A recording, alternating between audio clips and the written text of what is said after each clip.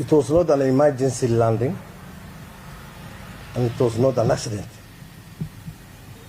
This was reckless, self-serving publicity,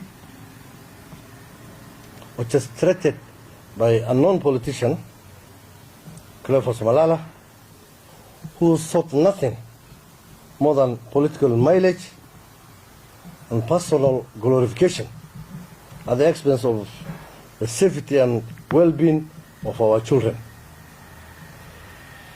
and our citizens. Consequently, that was flagrant violation of Civil Aviation Rules and Civil Aviation Act 2013, Basic Education Act, Minister of Education Guidelines for Safety of Children, the Penal Code of the Republic of Kenya.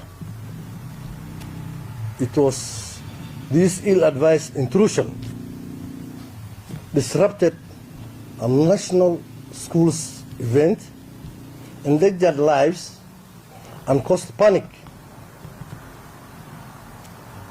And he violated every protocol known for aviation, child safety, and public event management. Let us not downplay this. The helicopter could have crashed. Learners could have been trampled in panic. Lives could have been lost. So let's not belittle this thing. This is a very serious thing.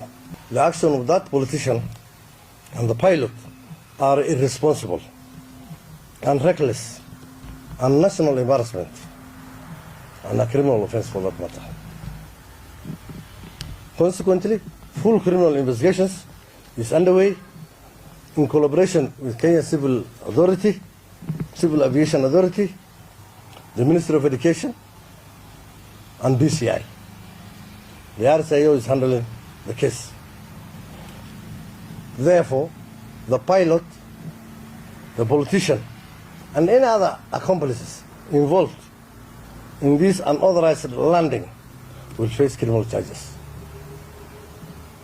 for endangering public safety, for creating a public nuisance, for trespass of a public land, and violation of aviation regulations.